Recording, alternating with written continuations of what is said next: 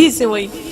د اختر په دې مبارکه موقع باندې زه د لر او بر ټولو پښتنو ته د اختر مبارکي وایم او دا مې د پاک الله نه دعا ده چې الله دې وکړي چې د اختر د ازبرګه ورځ د ځان سره د پښتنو دې وطن ته دې خاورې ته امن راوړي، خوشحالي راوړي، سوکالي راوړي، وداني راوړي، پښتنو له خپلواکي راوړي. دا زموږ د لوی الله نه دعا ده. جی بالکل. او دا زموږ د ټولو پښتنو که هغه د لر دی او که د بر دی او که د دنیا په هر ګوټ کې دی، زموږ د ټولو دا هغه د امن پیغام دی د هر چا دپاره. او اختر چې دی تاسو خو دلته کې اوسېږئ، هر کال د مسافرۍ اختر په تاسو باندې راشي که نه، او بس غریبانان یې کور کې ځاله مینچې مینچې پخې کوي خورئ که نه، غوښه سره کوي.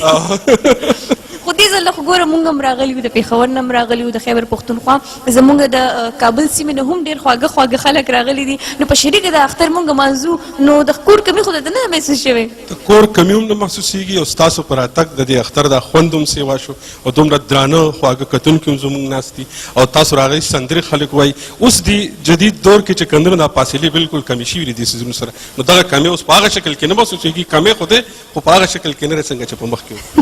نه نو زم د اختر موکم ده کنه. اوس چې کوم فنکار سندرغاړي مونږ دلته سټیج لاغله بلنه ورکو، هغه دلته په لومبي ځل باندې راغله ده، بلکې دوبۍ ته هغه په لومبي ځل باندې راغله ده. نو هغې له خیر لږ ډاډ هم ورکې، حوصله هم ورکې، ولې چې دا زموږ مشوقه سندرغاړی ده چې دې ته دا محسوس نه چې یاره د دوبۍ کې چې زموږ کوم پښتانه دي هغې ماله مرسته رانه کړې، ماله ډاډ رانه کړو. نو ستاسو په درون استقبال کې راځي مسکان خان.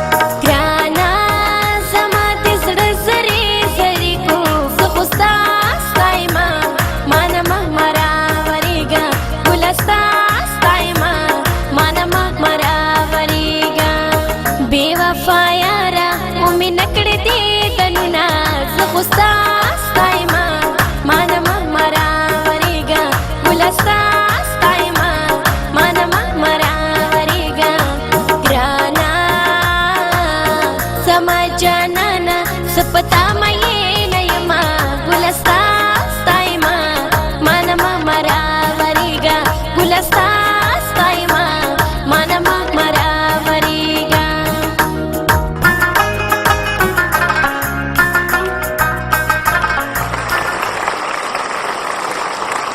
خلک شکمن دي ترات باندې پام کبرانو شي دي کو سبانګي orang bame koruna